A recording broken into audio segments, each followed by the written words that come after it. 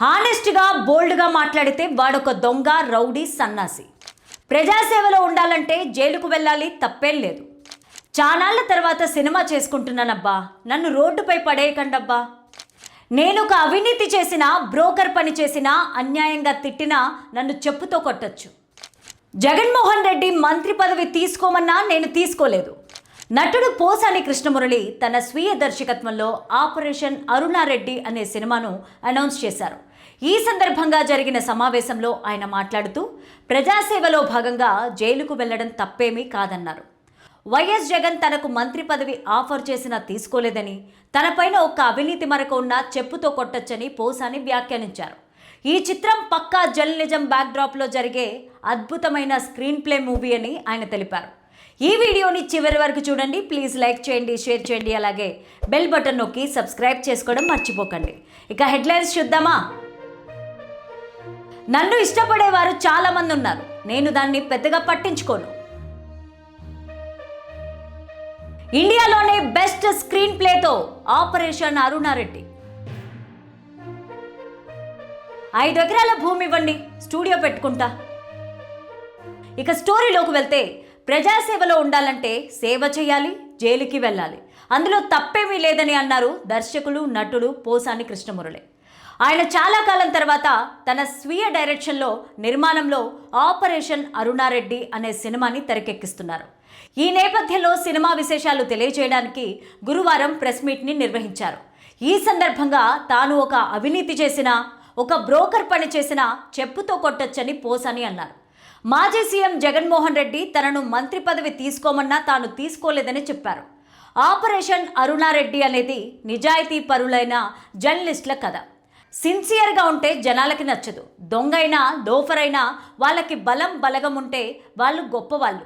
హానెస్ట్గా, బోల్డ్గా మాట్లాడేవాడు ఒక దొంగ, రౌడీ, సన్నాసి, వాడు సమాజంలో ఉండకూడదు అనేలాగా చూస్తుంటారు.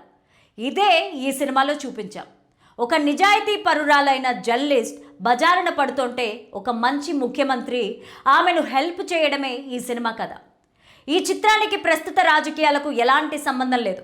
ఇండియాలోనే బెస్ట్ స్క్రీన్ ప్లేతో రానుందని నేను గర్వంగా చెప్తున్నాను. చివరి వరకు ఏం జరుగుతుందో గెస్ చేయలేని విధంగా ఈ కథ రాసుకున్నానని అన్ని వర్గాల ప్రేక్షకులకు తప్పకుండా నచ్చుతుంది. Telugu Desam, YCP, Congress, CPM, CPI, BJP, Janasena ఇలా అన్ని పార్టీల వాళ్ళు చూడొచ్చు అని పోసాని కృష్ణమురళి చెప్పారు. AP CM Chandrababu Naidu deputy CM Pawan కళ్యాణ్ను దూషించారనే ఆరోపణలపైన పోసాని కృష్ణమురళి గత ఏడాది కొన్ని రోజులు జైల్లో ఉండి బెయిలుపైన విడుదలైన సంగతి తెలిసిందే. ఈ విషయాన్ని పోసాని పరోక్షంగా ప్రస్తావిస్తూ ప్రజాసేవలో ఉండాలంటే సేవ చేయాలి, జైలుకు వెళ్ళాలి, తప్పేం లేదు అని అన్నారు. అయితే ఆపరేషన్ అరుణారెడ్డి సినిమాకి, రాజకీయాలకు ఎటువంటి సంబంధం లేదని స్పష్టం చేశారు. జర్నలిస్టులు అదే విషయాన్ని పదే పదే ప్రస్తావించగా, చానాళ్ల తర్వాత సినిమా చేసుకుంటున్నానబ్బా, నన్ను రోడ్డుపైన పడేయకండబ్బా అని నవ్వుతూ అన్నారు పోసాని.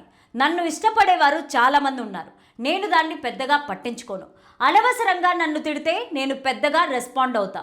నేను ఎలా పైకొచ్చానో అందరికీ తెలుసు. నా లైఫ్ టైంలో నేను ఎప్పుడైనా ₹1 తప్పుడు మార్గంలో సంపాదించానా?